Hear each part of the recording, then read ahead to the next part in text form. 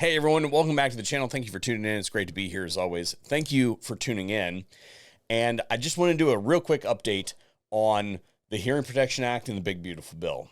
And that update is that in reality, there is nothing going on. So when it comes to all this stuff that you're seeing posted everywhere about how the bill's losing support and, you know, it's DOA and et cetera, et cetera, et cetera, that is all crap.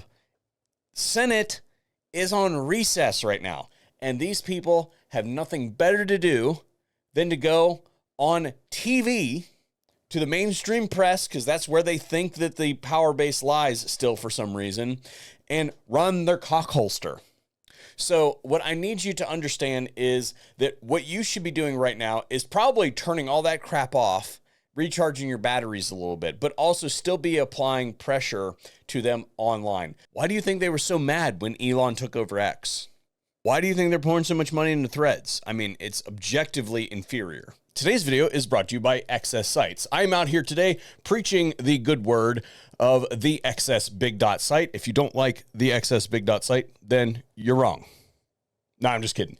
I started using the big dots because I took a low light force on force class. If you've never had that experience, I could totally see why somebody wouldn't select that site, but it is my go-to site. They offer a whole bunch of other things out there, and XS has been a big time, long time supporter of the channel. So I very much appreciate them supporting the mission here at the VSO Gun Channel. Let's get into the video. I understand that there is a healthy dose of skepticism in our community.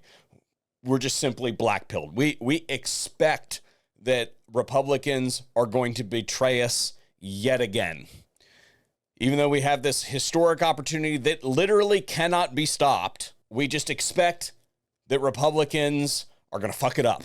So what I'm going to be doing over the course of next week is I'm going to be releasing a couple videos that talk about the history of the NFA and how it was absolutely a tax. And it survives today as a tax. The Commerce Clause of the Constitution is what gives Congress the capacity to do what they did. And the whole reason that they did what they did, the way that they did, is because anything more advanced than what they did in 1934 would have absolutely drawn a constitutional challenge. And realistically speaking, if you look at 1934 to now, there has not been a direct challenge to the National Firearms Act in any meaningful capacity. It's always been kind of like coming at it from the side. There's never been just a, yeah, that's unconstitutional, you cannot tax a right, et cetera, et cetera, et cetera. That has a true Second Amendment challenge has not been brought to the NFA. A lot of that blame lies at the feet of the National Rifle Association. I mean, they were literally there in 1934 okaying various provisions of the National Firearms Act.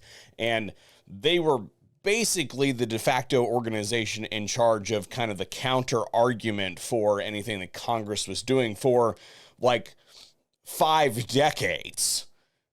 So, yeah, the reason we haven't got that is because the NRA basically had a monopoly on negotiating your rights away for the last half century. And that brings me up to this whole discussion about what's going on, because like my parents watch the news, I don't, but they were talking to me about this a couple days ago.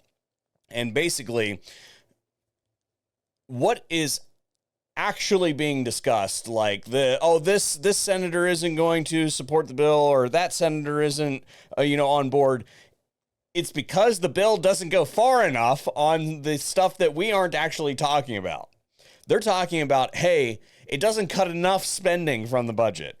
Hey, it's not conservative enough. They are trying to generate bargaining room for themselves so that they can say, hey, yes, I will vote for it, provided that you cut this over here and eliminate this spending.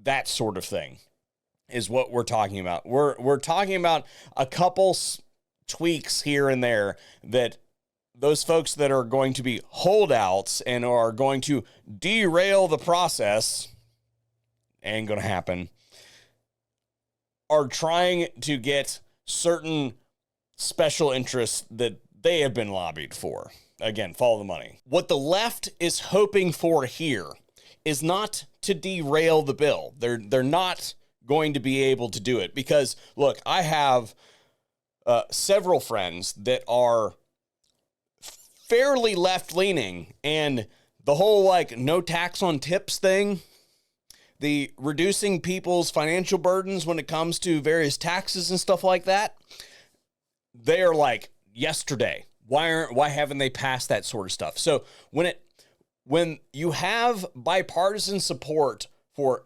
provisions like that are center in a bill like this, and you've got all the other stuff kind of packed around it, something's going to happen. That bill is going to be passed, and it's going to go to the Senate. They're going to do some stuff. They're going to add some stuff. It's going to go back to the House, and they're going to bring the bills into balance, and then it's going to go. Something is going to happen with this, barring some kind of like major like global nuclear war. This is going to go through.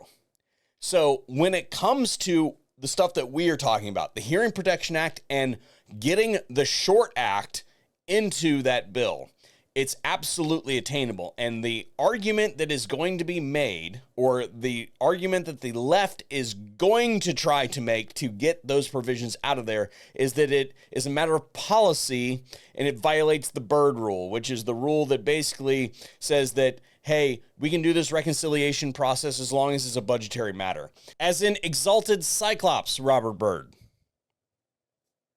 Democrat. What you need to be doing right now, again, is resting, but you need to start doing the whole thing online where you're shouting from the rooftops that the NFA is a tax. A tax is a budgetary matter. You can change taxes with reconciliation bills. Whether you think it's a matter of policy or not is irrelevant, because it is a tax. It is found in the tax code. You have to show them consistently that you are well informed and read on this topic, that you understand that this isn't a matter of policy, whether the Democrats want to make it that or not. This is a matter of budgets and taxes, and that any movement to remove the provision of the Hearing Protection Act from the bill and not add the Short Act by anyone is straight up bullshit if they make the argument for it being a policy matter. We can do this. We just need to start turning that dial.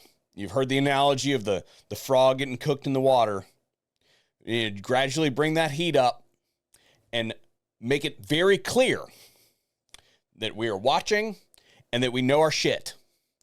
And in this case, the whole excuse of it being a policy matter ain't gonna fly. This is a tax. Get rid of the tax. And you get rid of the tax by eliminating the regulations. And that's what I got for you guys today.